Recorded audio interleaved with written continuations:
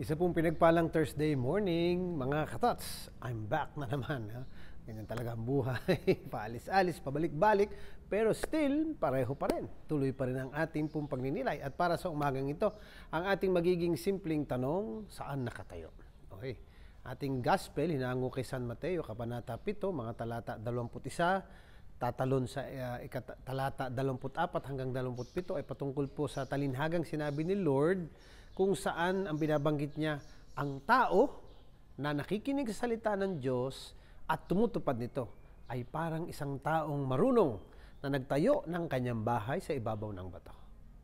Sa kabilang side naman, yung tao naman na nakinig sa salita ng Diyos ngunit hindi sinakatuparan to ay di para namang taong nagtayo ng kanyang bahay sa ibabaw ng mga buhangin. So alam na naman natin ang nangyari. Yung nasa bato, tinamaan ng mga bagyo, tinamaan ng mga unos o kaya ng buhay at hindi man lamang na natinag. Yun naman kabila ay di bumagsak at gumuho. So kaya ang tanong, saan nakatayo?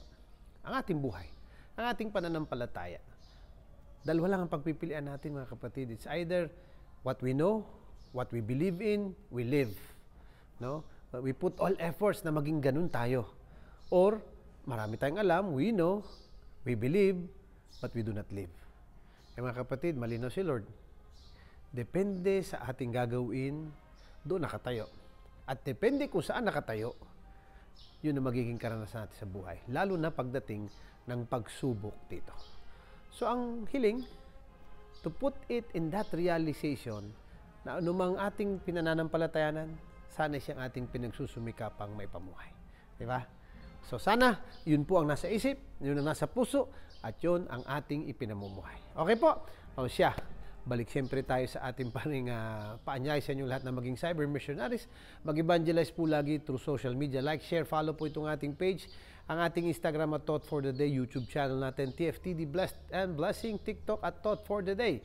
Pagbati natin na happy birthday kay Evelyn Driza, ng Apostolado ng Panalangin, gayon na rin kay Madeline Pamplona, kay Ricky Maño, dati natin kasama seminaryo, kay Myra Olarte Valencia, kay Joyce Denise Saballero, kay Rick Ernest Estrella, kay Nancy Parr, kay Kirby Villapando, kay Susan Kison, kay Andrea Barcenas, dati natin sa Cancer Wars, kay Nonito Mugol, kay Concon Honorica, kay Saysay John Lloyd. Happy birthday sa inyong lahat and blessings para sa special day nyo ngayong December. At syempre po, patuloy pa na ating pag-anyaya for prayers, lalo na po sa lahat ng nangangailangan to, lalo na may mga karamdaman at may pinagdadaanan sa buhay. At syempre po, prayer for peace sa lahat ng lugar na mayroong nangyayaring sigalot at digmaan. Okay po? At syempre, ang di naman nababago, lalo na kung tayo naman nakatayo sa matibay na pundasyon ng ating buhay at pananampalataya. Always be blessed and be a blessing. Ingat po ka.